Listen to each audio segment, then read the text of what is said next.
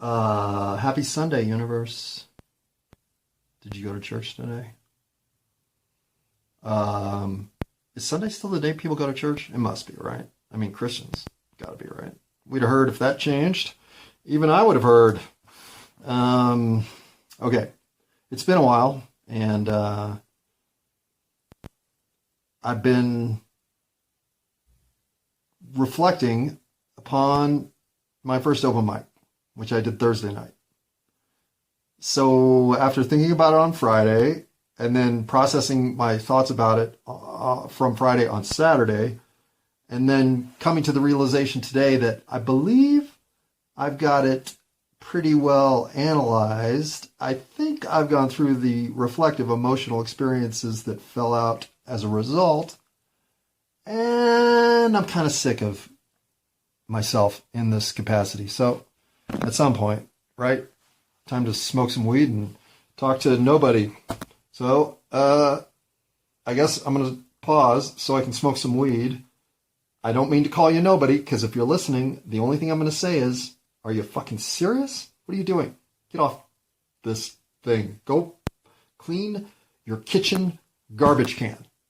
And if you've done that, then go write yourself a thank you card that says, hey me, you're so awesome. I can't believe that you cleaned the kitchen garbage can. I mean, this might be the most awesome thing you've done this year. Pause. All right, so needing a little energy, definitely needing an uptick in creative connections, and hoping for a little insight into the texture of the comedy conversation. Well, this is a natural for Goji OG. I'm going to throw Blue Dream in there, and the wild card. I think the wild card is going to be Cherry Root Beer, because, no, I can't do that. The wild card will be whatever this white one is. Kush Cakes Sugar Wax. There you go. Kush Cakes Sugar Wax. Blue Dream Shatter, and Goji OG Lab Resin. And if that's of interest to you, then bueno. And if it's not of interest to you, then no bueno. Unpause. Okay, well, the Goji OG is consumed. The Blue Dream is queued up, and the Kush Cakes Sugar Wax sits on deck because, if your name's Kush Cakes Sugar Wax, on deck's about as good as you can hope for in life. And, all right, enough with the stoner humor. Let's get down to one of the things about stand-up comedy that has always been true, and I suppose will always be true, is stand-up comedy can't get away from two types of jokes. The jokes of the porn industry and porn in general, and anything to do with porn and anything that is porn related. And then, ironically, the inability to get laid, or the lack of sex in one's life, or the distance between today and the last time you had sex. I don't know. There is somewhere in there, I think, a joke waiting to be told on the entire comedic industry. But having only done this once and knowing my place, I am not yet the greatest comedian of all time. I'm just working on it. Pause. So, with this bit of reality slap, oops, excuse me, pause. Okay, we are now 3 dabs into this, so let's get through a few thoughts before we re-up on that frontier to make sure that we can get through the final thoughts. Yeah, sex and lack therein, plus the gobsmacking same joke over and over again, disorientation of porn material is shockingly and unshockingly, what's dominating open mic contest number one, or what dominated it. And so much so that I ended up going off the rails at some point halfway through what I was trying to do into a story about an incident in college that it's material to mine for context jokes, but it is not the kind of thing I should have been stumbling through on open mic night number one. So the entire, what is the contamination of the drilling into the lowest common denominator of comedy, I think is natural for a bunch of people trying to be funny who aren't. And I'm not saying that's what this night was, because what I learned on this night is there are hundreds of reasons that you might not be funny. On any given night, on any given comment, on any given retort that you're like, fuck yeah, I got this, and you throw that zinger out there, every single person listening has at least fucked that up once. I know I have, if not 3 or 4 times, where I'm like, well, that didn't land the way I thought it was going to. Comment withdrawn.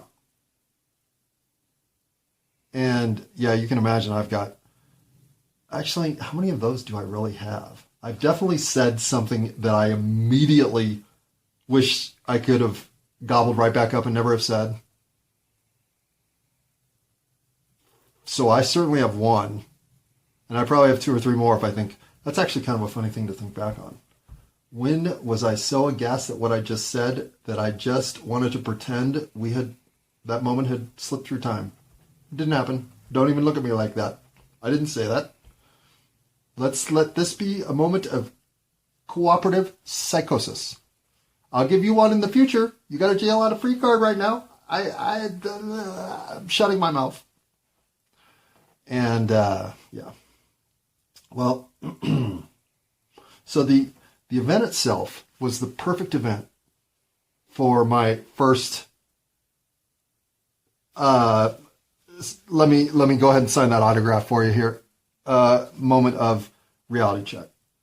And I say this because it was the perfect environment, a single room in a bar, filled with pinball tables and console video games at the tables.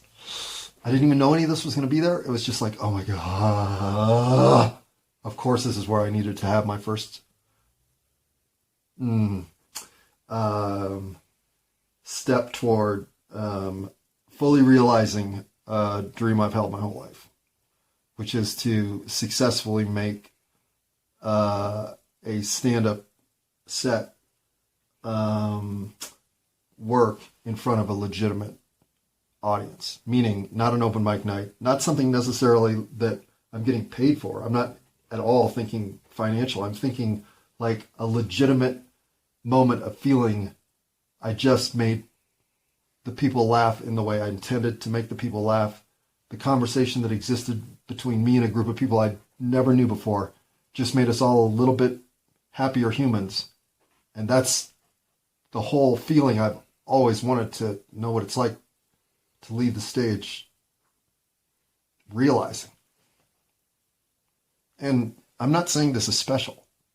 In fact, I think this is so regular, so usual, so what if we were a sane society we would just be doing all the time, that for me, well, I took it a little too casually. I'll 100% admit that.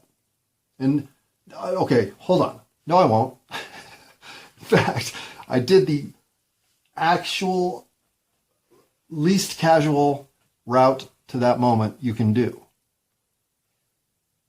I'm 53 years old, about to be 54. I am 1 month away from my 54th birthday. So, some 34 days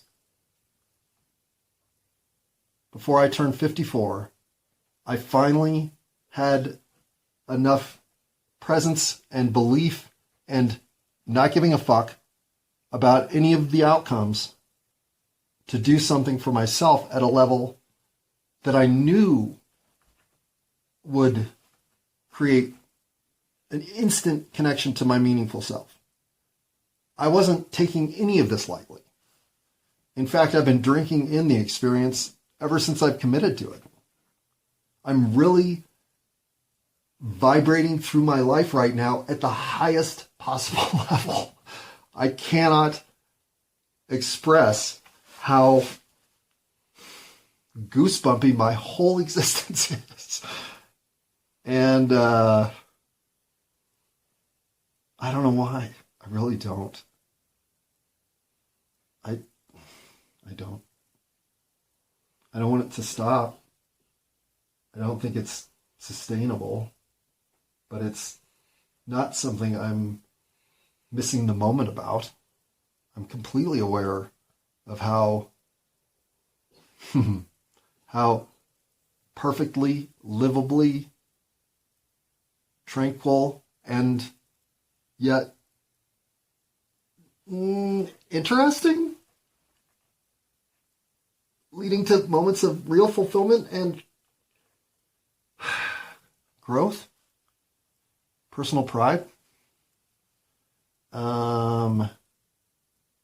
Having found all of the old excuses I used to use, and I'll tell you, I even had one ready to go for this night. Because when I got there, I realized that I only had my credit card to pay with, which I had forgotten, in other words, the $35 I had on my dresser, which meant I really didn't know how much money I had, but it had to be considered $10 or less, literally. There was no getting around that. And so then I was thinking, fuck, I have no way to even, to recognize the MC if everybody throws $5 in a hat. I can't even, you know what I mean? So, of course, that is the insane talking to the psychotic neighbor who is throwing his semen on Hannibal Lecter in a scene that apparently he no longer says, "Hello, Clarice." All right, whatever. But the world changing on me isn't me changing anything about interacting with the world. It's still the world. And I'm still me. I may be the enhanced 2.0 version of me, and I may be the me that has all these superpowers now, but it doesn't mean that I'm not just me. I will never be anything but just me. I don't want anybody to be anything but just them too. But once you get to the just me part, that includes fulfillment of your day's activities that are all coinciding with what you think you're here to do, it makes me really wonder how the 40 years prior to having realized how to live a better life, why it was such a failure, why it was such a continual pounding of sand without progress. I mean, it can't be as simple as I had lost the ability to love myself. But that seems to be the only answer that fits it all. And I have no idea how I got it back. And I don't know that I ever truly lost it, but I had forgotten how easy it is to prioritize it, thus maintain it, thus not have to do anything for it to be there, just have a fountain of confidence and self-belief to draw upon as necessary. And at some point, realizing that you don't draw on it anymore. It's just who you are. You rise to every occasion. You come prepared for every moment. And you take away a sense of humility that while you think you did well, there was room to improve, and next time you can't wait to do better. Especially if there was anything that you overlooked in a way you could have been helpful to somebody that you missed. I just keep having better experiences in life as I go through those sequences in every action I take. So I knew the disruption of that momentum was likely in play walking up to an open mic night. Yet every time I thought, am I better off doing this next week? Should I give myself another week to, you know what I mean? Like my panicky, oh fuck, what am I doing? I've never done anything like this. It would bubble up and I'd be like, whatever. I'm definitely not leaving. And I'll admit that I didn't go looking for the sign-up sheet the second I walked in the door, even though I think I immediately identified the people who were in charge. I didn't go ask if I could sign up for open mic night. I got in line for a beverage first and to see if there was like, you know, an issue with the card situation. I didn't want to have a tab open that was declined because we ran that for $15 and it didn't go through. Oh, that's not good. Whatever, right? I'm telling myself this is the first priority. The open mic night is obviously going to happen because I can see people milling around. So I'll just deal with this and then you'll find out what that's all about. And while I'm waiting in line, the dude who's clearly setting everything up says, hello, tonight at the Monkey Barrel, we're doing something comedy.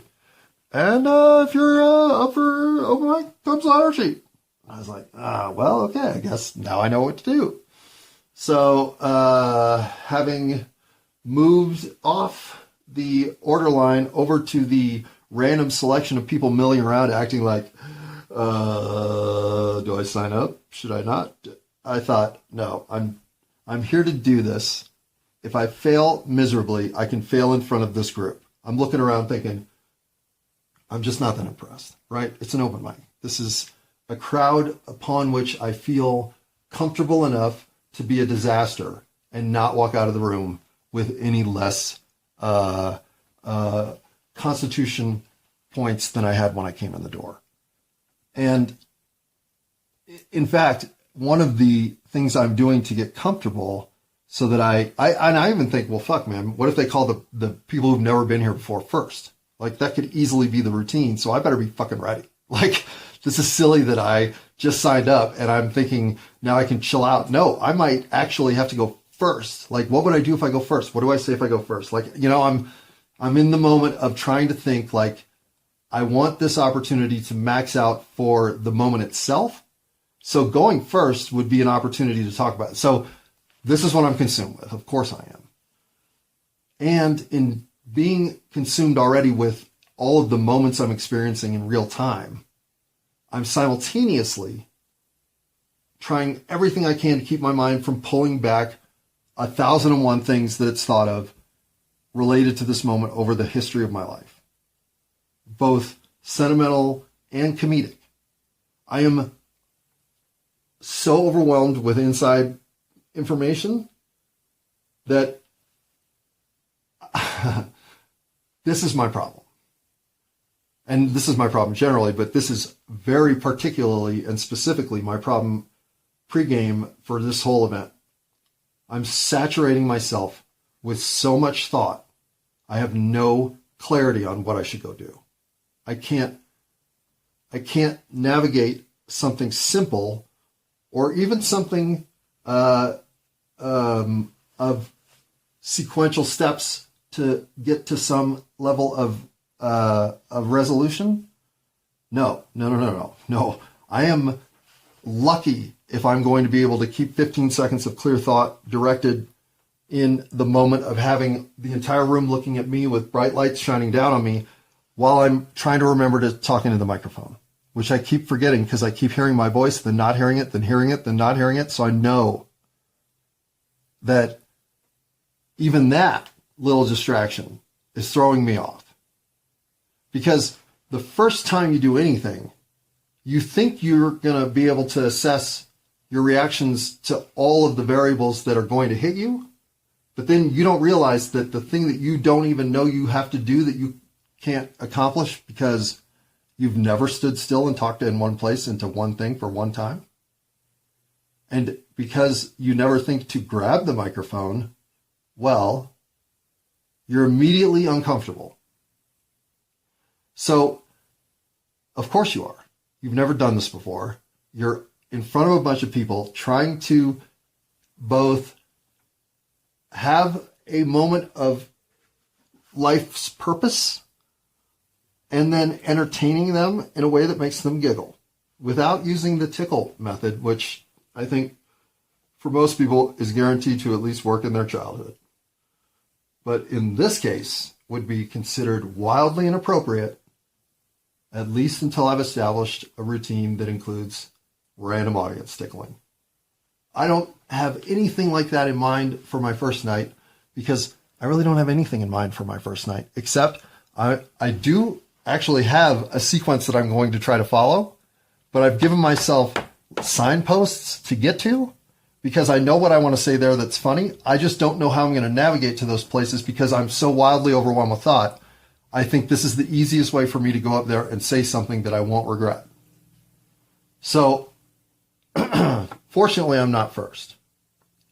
And I say fortunately because actually, if I'd have gone first, I'd have probably done way better because I would have had nothing except one thing in my head to go for, and fail or not, at least I wouldn't have had the topical deep dive, cliff dive, parachute dive without a parachute that I did at about the 2 or 3 minute mark that then was the last thing I could do because I didn't even know what I was doing. I was just like, and about 45 seconds left in my 5-minute window, I even announced, well, and so with this story being not even in my notebook, where it's coming from, who knows?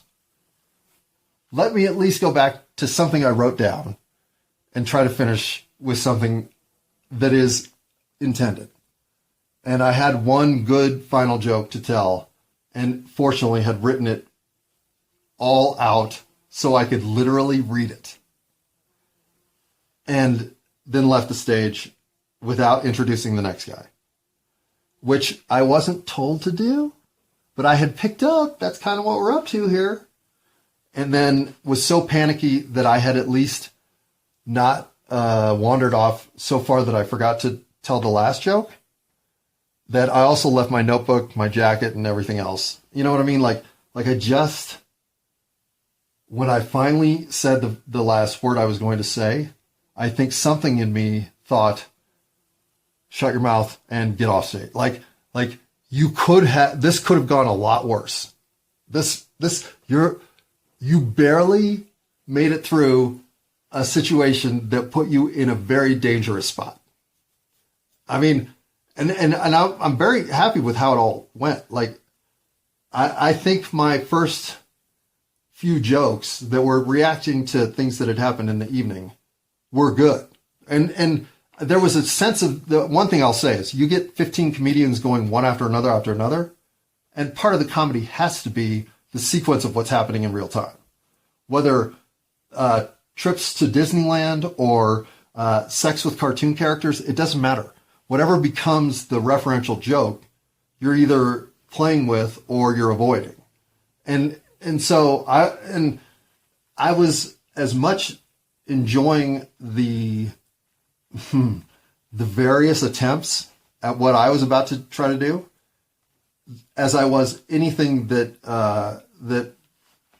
the actual jokes were being presented. In fact, I'll say the comedy was terrible, me included. Like, there were 2 guys I thought were really actually structurally funny.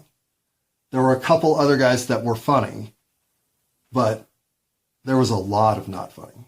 And mine, I will say, there were 2 laughs, legit laughs. There were giggles and looks of appreciation and other reactions that were positive. But because I wandered off so far and then got panicky in my wandering and then kind of told the story in an awkwardly, not at all self-deprecating way, I just found out how little of myself I am comfortable with exposed to a room full of judgment as I am to a world full of judgment. The world can judge me any way it wants, and I have no skin in the game. There's nothing there to be anything other than dismissive of. But in a room full of people, I can't help but be developing a relationship with every single person there. And on this night, I will say I never felt a red reaction from anyone. Not even, was there one? I mean, no. It was an extremely positive reverberation. Even the like cranky cynic comic, he was funny. And while he was a dick and an asshole, he's the one who brought game enough to be funny. So bravo. And I hope you're even worse next week if you're funnier. In other words, the prestige of the room was laughter. That was the commodity that everyone wanted to acquire, and nobody was giving it out, including me. But I probably laughed 15 times legitimately the entire night. I probably fake laughed another 50 times. And then fucking man, there was some shaking of the head like, did you really just say that? And I'd say there's probably 15 of those, if not 20. And some of those I just should have done but didn't. And we're in a room full of comics trying new material, right? There should be some shaking of the head. But I'll tell you what, there should also be some, fuck man, reread that joke. Find me what you think is funny about it.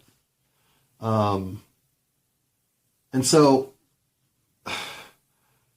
this, oddly, was the thing I needed the least.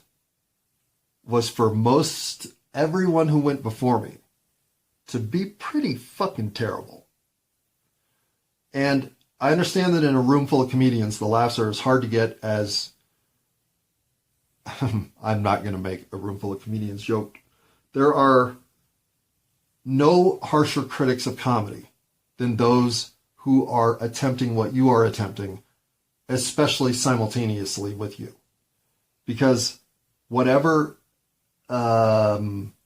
reciprocity is experienced on stage can't help but be the mirror image you're going to throw back into a situation. So as the night gets unfunnier and unfunnier, it's almost to the point like, wow, somebody's got to step up and fucking be funny.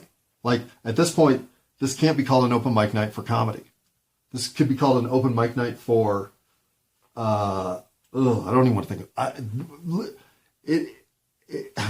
It is something, of course, where I am being unfairly judgmental about a circumstance in which I was playing a role in my own life's experiences that was leading to the sort of grandiose delusions of a simple idiot rolling downhill thinking his nutsack is important. But no, that thing getting bigger and bigger, that's because you're rolling downhill and it's damaged.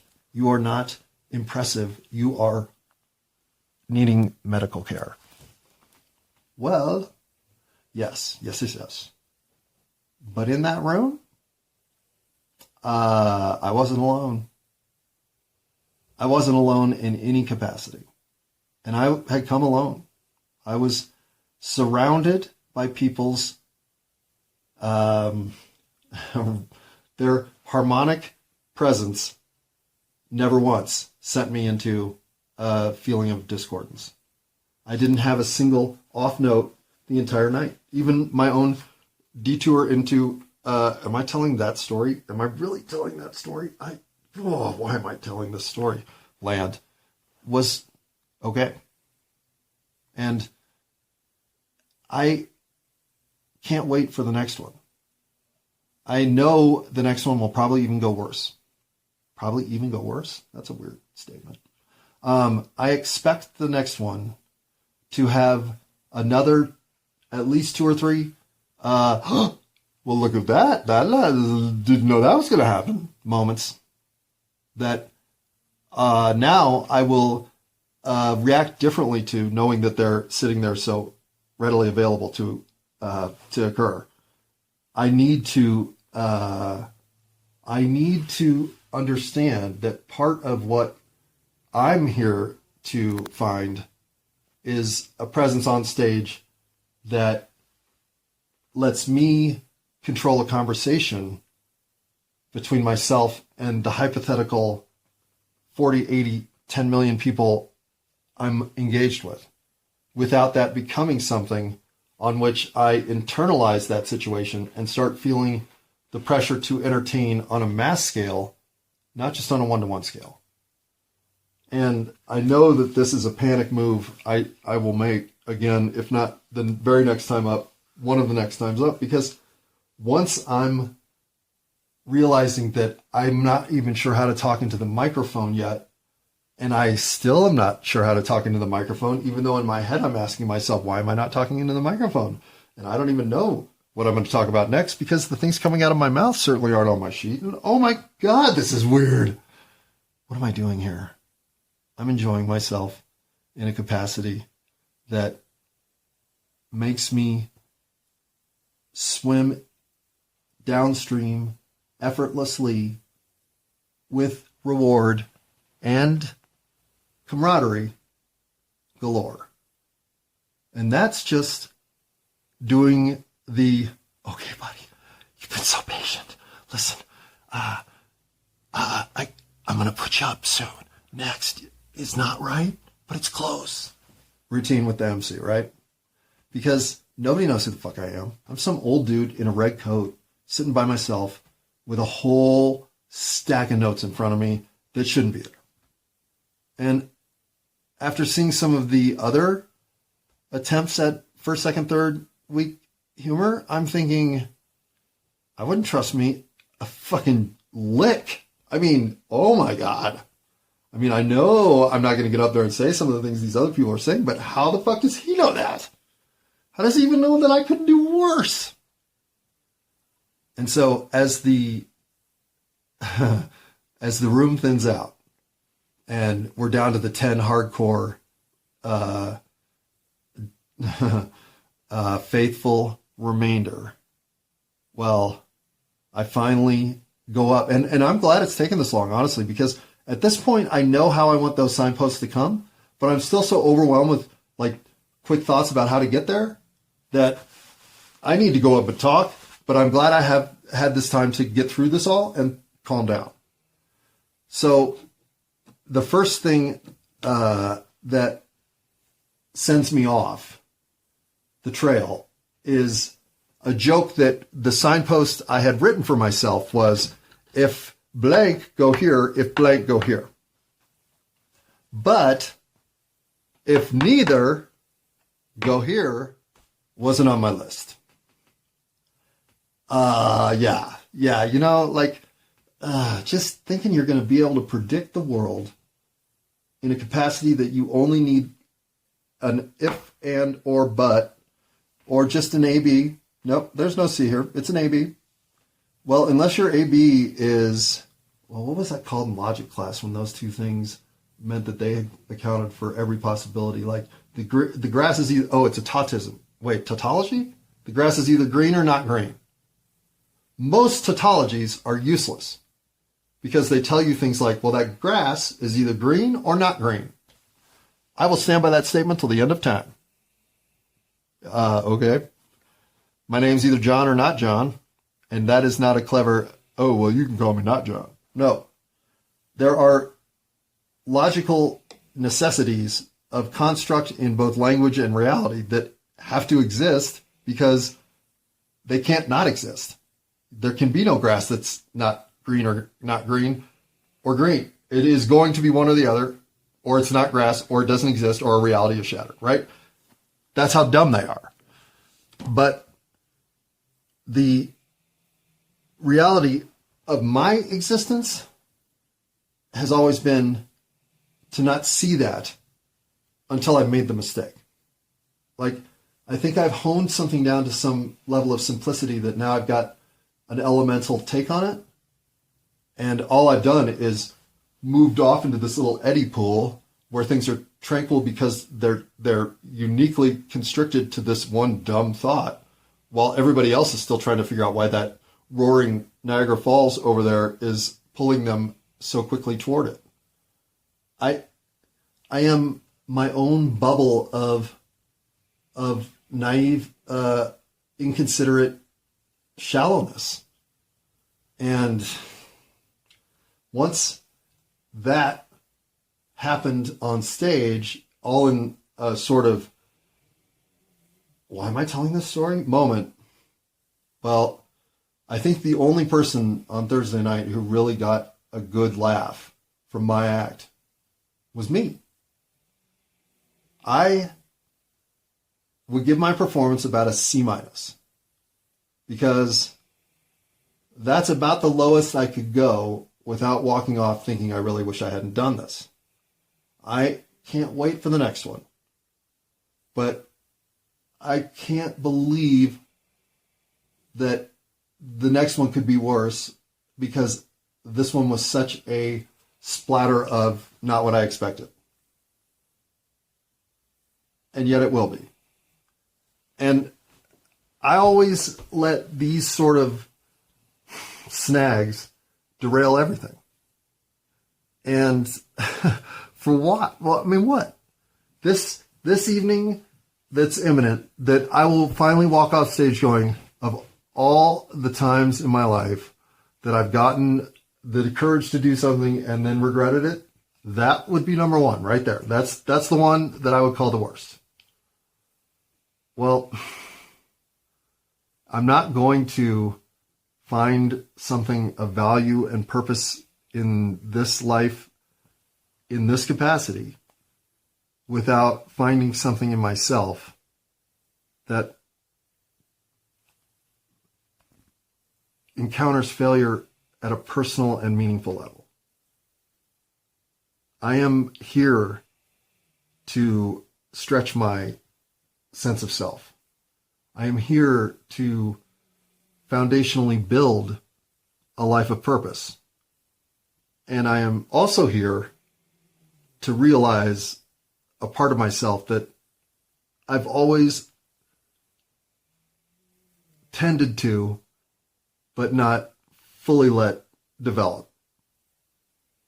And with all of that in mind, there's setbacks as they occur, especially as they occur in ways that make me feel like, maybe I'm not up for it. Those setbacks will just be momentary. I could feel how much energy to maintain this momentum I had walked in that door with. And for me, that's a first. Like, except maybe golf. I fucking loved golf, even when I was 8. But I have walked into plenty of situations where I knew my time was limited. Before I even had realized much else, I knew this was temporary. Well, to connect to something so thoroughly that you're convinced you've just opened the book, that the last page has to be the end of your life. This will now be in your life forever. And it's funny because I was talking to my mom about some medication that's been pretty effective for her. She's quite a pleasant human being lately. And she swears it's the counter effect of a steroid prescription she had to take for a surgery that gave her arthritis 2 weeks off. She's like, I'm running up and down the stairs again. I can't believe how much more fulfilling my life is without the pain.